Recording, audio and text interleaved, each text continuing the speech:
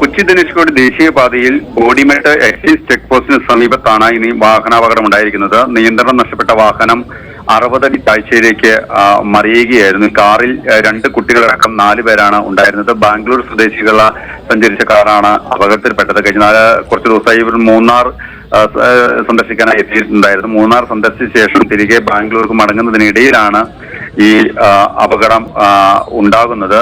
ഈ പിന്നാലെ മറ്റു വാഹനങ്ങളിൽ എത്തിയവരും ഈ പ്രദേശവാസികളും ചേർന്നാണ് ഈ രക്ഷാപ്രവർത്തനം നടത്തിയത്. ഈ വാഹനത്തിലുണ്ടായിരുന്നവരെ പുറത്ത് ഇറക്കിയതിന് പിന്നാലെ കാറിന് തീ പിടിക്കുകയായിരുന്നു. തീ ആളിപ്പടരുകയും ചെയ്തിട്ടുണ്ട്. ഈ പരിക്കേറ്റവരെ തേനി മെഡിക്കൽ കോളേജിലേക്ക് മാറ്റിയിട്ടുണ്ട്. മെഡിക്കൽ കോളേജിൽ പ്രവേശിപ്പിച്ചിരിക്കുകയാണ്. ഒരാളുടെ നില ഗുരുതരമാണ് എന്നുള്ള വിവരങ്ങൾ കൂടി നമുക്ക് ലഭിക്കുന്നുണ്ട്.